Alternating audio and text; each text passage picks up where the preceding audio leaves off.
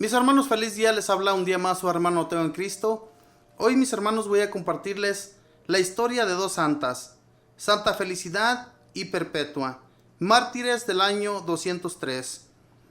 Estas dos santas murieron mártires en Cartago, África, el 7 de marzo del año 203. Perpetua era una joven madre de 22 años que tenía un nieto de pocos meses. Pertenecía a una familia rica y muy estimada por toda la población. Mientras estaba en la prisión, por petición de sus compañeros mártires, fue escribiendo el diario de todo lo que le iba sucediendo. Felicidad era una esclava de Perpetua, era también muy joven y en la prisión dio a luz una niña que después los cristianos se encargaron de criar muy bien. Las acompañaron en su martirio unos esclavos que fueron apresados junto con ellas y su catequista, el diácono Saturo, que las había instruido en la religión y las había preparado para el bautismo. A Saturo no le habían apresado, pero él se presentó voluntariamente. Los antiguos documentos que narran el martirio de estas dos santas eran inmensamente estimados en la antigüedad, y San Agustín dice que se leían en las iglesias con gran provecho a los oyentes. Estos documentos narran lo siguiente.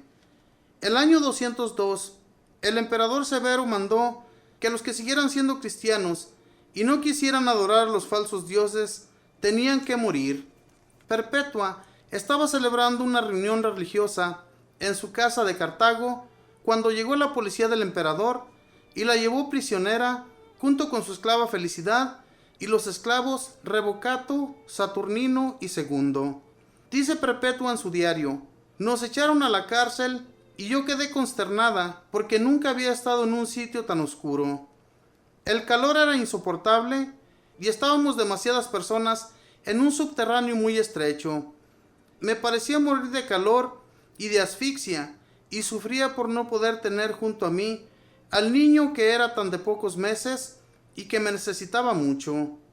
Yo lo que más le pedía a Dios era que nos concediera un gran valor para ser capaces de sufrir y luchar por nuestra santa religión.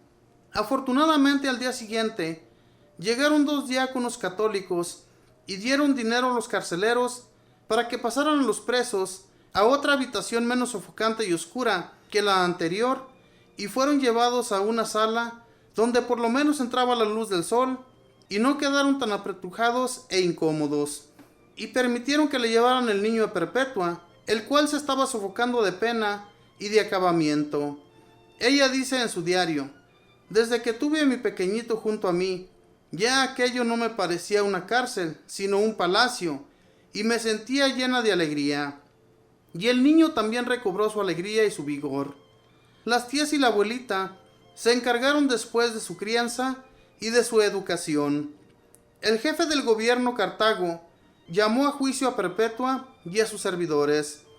La noche anterior Perpetua tuvo una visión en la cual le fue dicho que tendría que subir por una escalera muy llena de sufrimientos, pero que al final de tan dolorosas penitencias estaba un paraíso eterno que les esperaba. Ella narró a sus compañeros la visión que había tenido y todos se entusiasmaron y se propusieron permanecer fieles en la fe hasta el fin. Primero pasaron los esclavos y el diácono, y todos proclamaron ante las autoridades que ellos eran cristianos y que preferían morir antes que adorar a los falsos dioses. Luego llamaron a Perpetua. El juez rogaba que dejaran la religión de Cristo y que se pasaran a la religión pagana y que así salvarían su vida. Y le recordaban que ella era una mujer muy joven y de familia rica. Pero Perpetua proclamó que estaba resuelta a ser fiel hasta la muerte a la religión de Cristo Jesús. Entonces llegó su padre, el único de la familia que no era cristiano, y de rodillas le rogaba y le suplicaba que no persistiera en llamarse cristiana, que aceptara la religión del emperador, que lo hiciera por amor a su padre y a su hijito. Ella se conmovía intensamente, pero terminó diciéndole: Padre, ¿cómo se llama esa vasija que hay allí enfrente? Una bandeja, respondió él. Pues bien, a esa vasija hay que llamarla bandeja, y no pocillo ni cuchara, porque es una bandeja. Y yo que soy cristiana, no me puedo llamar pagana, ni de ninguna otra religión, porque soy cristiana y lo quiero ser para siempre. Y añade el diario escrito por Perpetua: mi padre era el único de mi familia que no se alegraba porque nosotros íbamos a ser mártires por Cristo. El juez declaró que los 3 hombres serían llevados al circo, y allí delante de la muchedumbre serían destrozados por las fieras el día de la fiesta del emperador, y que las 2 mujeres serían echadas amarradas ante una vaca furiosa para que las destrozara. Pero había un inconveniente, que Felicidad iba a ser madre y la ley prohibía matar a la que iba a dar a luz, y ella sí deseaba ser martirizada por amor a Cristo. Entonces los cristianos oraron con fe, y Felicidad dio a luz una linda niña, la cual fue confiada a cristianas fervorosas, y así ella pudo sufrir el martirio. Un carcelero se burlaba, diciéndole: ahora se queja por los dolores de dar a luz, y cuando le lleguen los dolores del martirio, ¿qué hará? Ella le respondió: ahora soy débil, porque la que sufre es mi pobre naturaleza. Pero cuando llegue el martirio, me acompañará la gracia de Dios, que me llenará de fortaleza.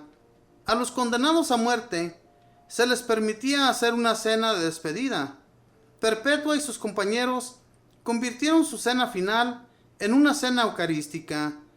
2 santos diáconos les llevaron la comunión, y después de orar y de animarse unos a otros, se abrazaron y se despidieron con el beso de la paz. Todos estaban igual de animosos, alegremente dispuestos a entregar la vida por proclamar su fe en Jesucristo. A los esclavos los echaron a las fieras, que los destrozaron, y ellos derramaron así valientemente su sangre por nuestra religión. Antes de llevarlos a la plaza, los soldados querían que los hombres entraran vestidos de sacerdotes de los falsos dioses, y las mujeres vestidas de sacerdotisas de las diosas de los paganos. Pero Perpetua se opuso fuertemente, y ninguno quiso colocarse el vestido de religiones falsas. El diácono Saturno había logrado convertir al cristianismo a uno de los carceleros, llamado Pudente, y le dijo: para que veas que Cristo sí es Dios, te anuncio que a mí me echarán un oso feroz, y esa fiera no me hará ningún daño. Y así sucedió. Lo amarraron y lo acercaron a la jaula de un oso muy agresivo. El feroz animal no le quiso hacer ningún daño, y en cambio sí le dio un tremendo mordisco al domador, que trataba de hacer que se lanzara contra el santo diácono. Entonces soltaron a un leopardo, y este de una dentellada destrozó a Saturo. Cuando el diácono estaba moribundo, untó con sangre un anillo y lo colocó en el dedo de Pudente, y éste aceptó definitivamente volverse cristiano.